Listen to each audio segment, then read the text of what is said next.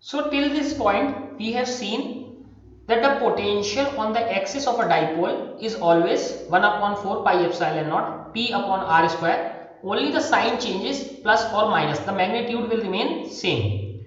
Now in another case where the point lies on the equatorial plane of this dipole, the potential is always 0 because theta is pi by 2. Here now some important points about this. Let us read these important points.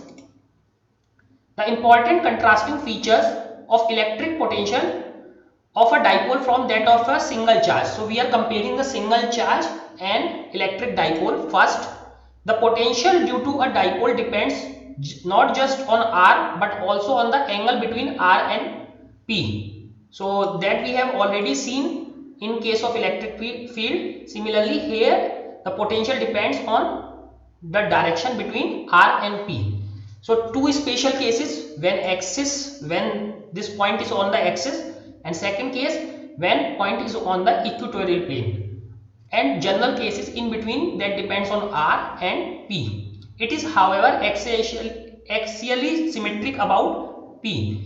That is, if you rotate the point r about p keeping theta fixed, the points corresponding to p on the cone so generate will have the same potential at P. What they are trying to say, let us see. This is our dipole. This is, let us say, this is direction.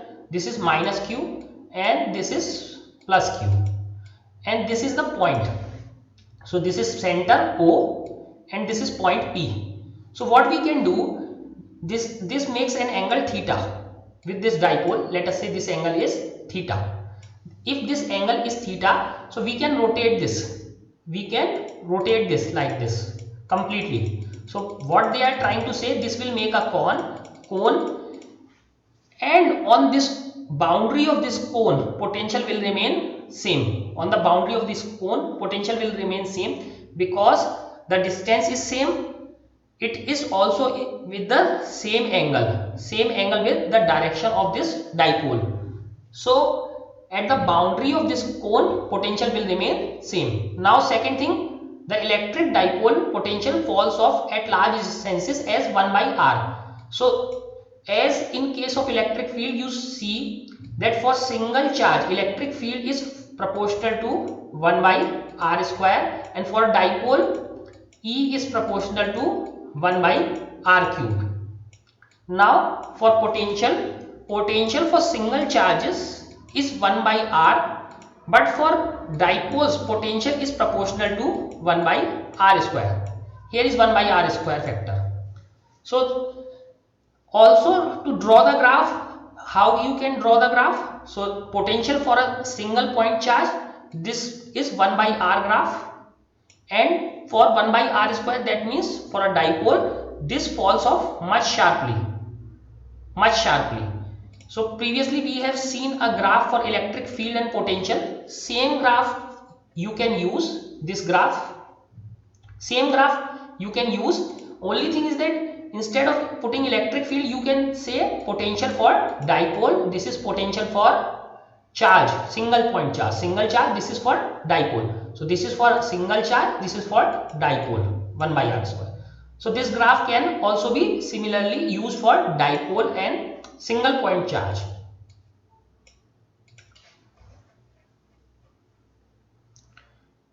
Now potential due to a system of charges.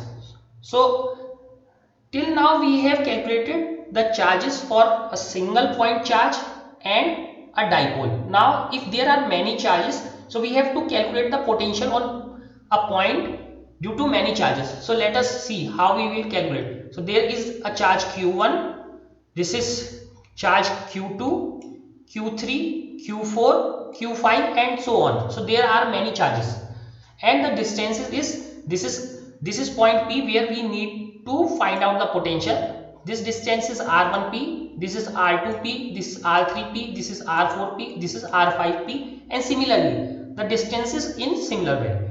So now for potential on this point P due to charge q1 is simply 1 upon 4 pi epsilon naught charge q1 and distance 1 upon rp. So this is the potential on point P due to charge Q1. And remember, now this is, we are not considering the dipoles, we are considering single charges one at a time. So it is simply 1 by R dependence. Now similarly, potential V2, that means potential due to charge Q2, this charge Q2 at point P is simply 1 upon 4 pi epsilon naught Q2 upon R2P. V3 is equal to Q3 upon R3P, and this constant remains the same. Similarly, we can calculate the potential due to other charges as well, where R2P and R3P are the distances of P from charges these respectively. But now by superposition principle, applying the superposition, the total potential is sum of all the potential. This is the superposition principle, that means addition.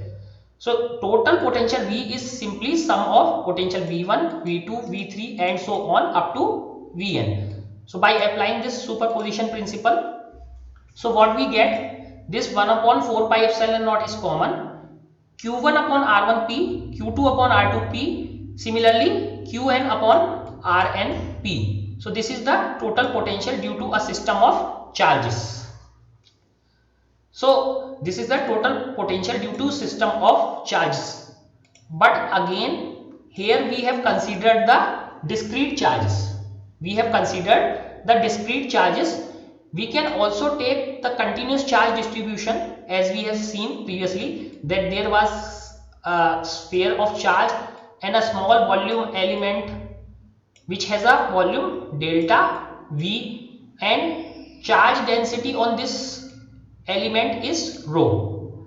So again, for a continuous charge distribution characterized by charge density rho r, so we know the rho is the charge density.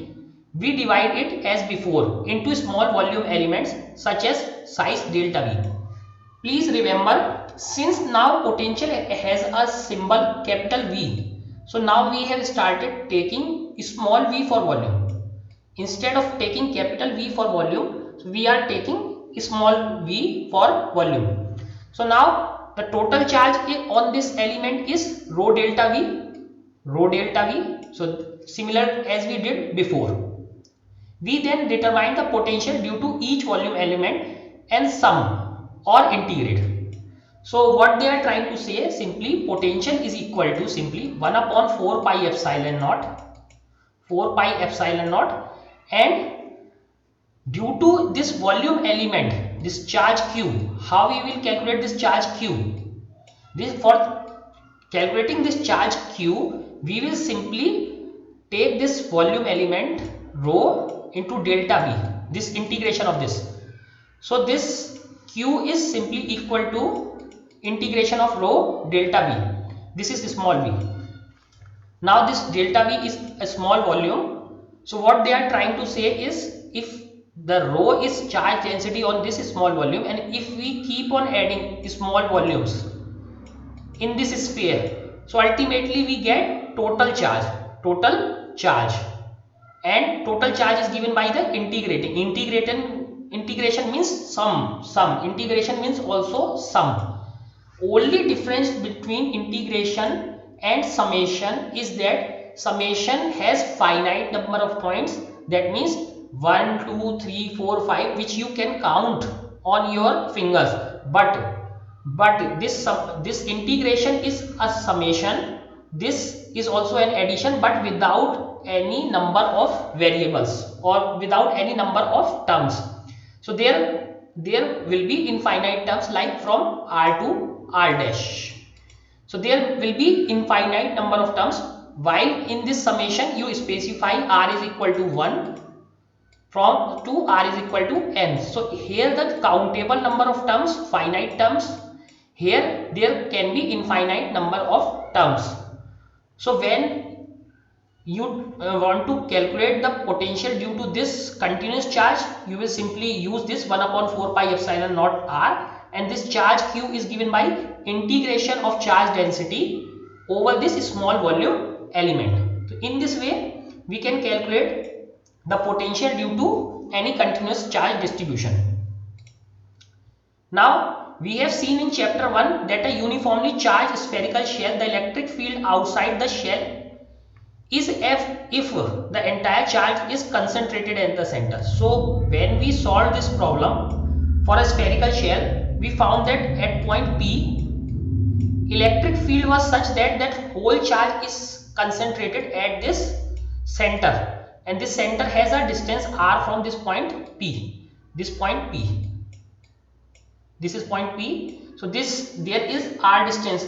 It is not from this end point of this shell. Let us say this a distance, this is B. So it is not only a distance, it is the total distance from the center.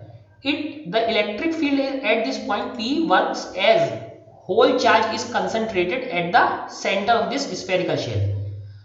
So this is when potential is 1 upon 4 pi epsilon q upon r.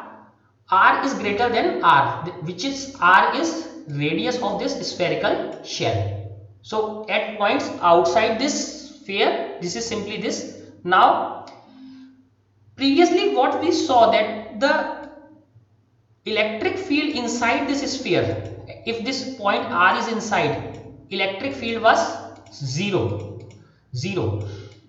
So now here potential is not 0, but potential is 1 upon 4 pi epsilon naught q upon capital R. Potential is finite, but here you see this r is constant for this radius, and electric field is simply the differential of this potential.